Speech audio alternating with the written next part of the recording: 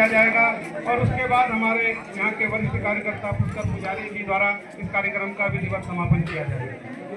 सिंदूर operation जो भारत सरकार ने चलाया उसका हमारे सेना का साहस निश्चित रूप से दिखा और साहस ही नहीं दिखा, पूरे देश की एकता भी उसमें दिखी और दुश्मन को हमने वे सबक सिखाया और उसको ये एहसास करा दिया कि जब जब तू भारत की ओर अपनी नजर उठाएगा तो तुझे उसका माकूल जवाब दिया जाएगा। निश्चित रूप से जो ऑपरेशन सिंदूर था, आप लोगों ने देखा 22 घंटे के अंदर दुश्मन के सारे जो हमारे आतंकवादी उनके अड्डे थे उनको नेस्तनाबूद करने का काम हमारे वीर सैनिकों ने किया और भारत सरकार ने इसको बड़ी सूझबूझ और बड़ी रणनीति के साथ इस योजना को लड़ा।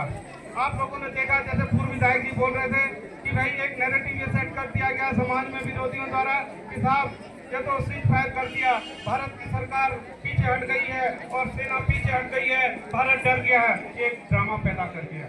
समाज के अंदर ऐसी कोई बात ही नहीं थी। जिस दिन ऑपरेशन सिंदूर की बात हुई थी, आप सब लोगों ने देखा होगा कि सर्वदलीय बैठक इस देश के अंदर बैठी और सारे मंत्रिमंडल के लोग बैठे और हमारे जब रक्षा मंत्री जी बोले, उन्होंने कहा कि जिन्हें वो ही मारे जिन में मारा। हनुमान जी का उदाहरण दिया, उन्होंने कहा सो वाटिका उजाड़ने के बाद जब लंका में रावण के पास हनुमान जी पहुंचे तो हनुमान जी ने कहा कि जिन मोही मारा जिन में मारा, यानी कि जिन्होंने हमारे ऊपर हमला किया है उनको पहचान कर उनको हम मारेंगे, उनको खत्म करेंगे, उनको नेस्तनाबूद करेंगे। ये युद्ध नहीं था। आप सब लोग जानते हैं आज भारत हिंदुस्तान इस विश्व की चौथी महाशक्ति बनने जा रहा है। कोई भी विश्व का देश नहीं चाहता है कि भारत आगे बढ़े, भारत विकसित बने, भारत के बच्चे अच्छे बने, भारत के नागरिक अच्छे नागरिक बने। कोई विश्व का देश नहीं चाहता है। एक ऐसा षड्यंत्र भारत के खिलाफ रचा जाता है कि भारत यहाँ युद्ध में उलझ जाए और ये जो हम आगे बढ़ रहे हैं बहुत तीव्र गति से, वो गति हमारी कम हो जाए। आप सब लोग यहाँ पर जानते हैं पूर्व सैनिक है, वर्तमान सैनिक है, पढ़ा लिखा समाज बैठा है। युद्ध में जाने का मतलब चाहे कितना ही विकसित देश हो उसको 10 साल पीछे आना पड़ता है। रूस और यूक्रेन का युद्ध हम सबके बीच में है। आप देख रहे हैं रूस एक विश्व की महाशक्ति है लेकिन यूक्रेन छोटा सा एक देश है।